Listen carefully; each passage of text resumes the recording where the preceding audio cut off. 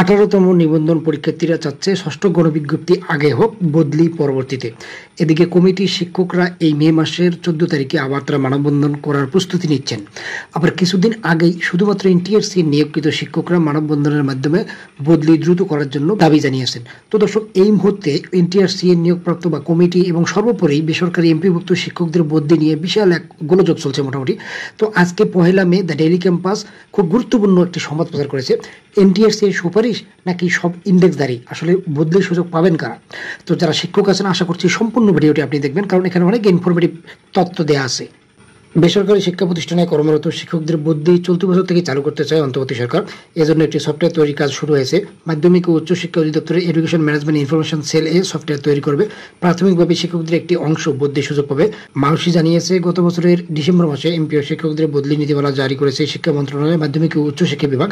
এই বদলি নীতিমালা কেবলমাত্র বেসরকারি শিক্ষক নিবন্ধন ও প্রত্যয়ন কর্তৃপক্ষের সুপারিশে নিয়োগ পাওয়া শিক্ষকদের বদলির কথা বলা হয়েছে।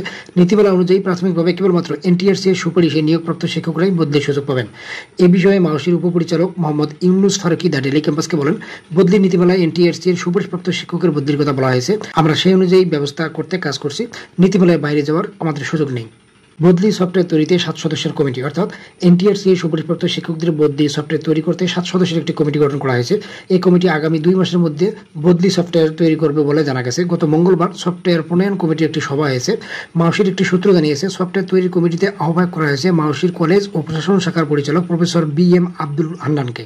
কমিটিতে একই শাখায় উপপরিচালক মোহাম্মদ নওশার আলী, উপপরিচালক ইউনুস ফারুকি, সহকারী পরিচালক SM মুসলিম উদ্দিন, EMISL এর senior system analyst Khandaker Azizur Rahman সহ আরো 2 কর্মকর্তা রয়েছেন।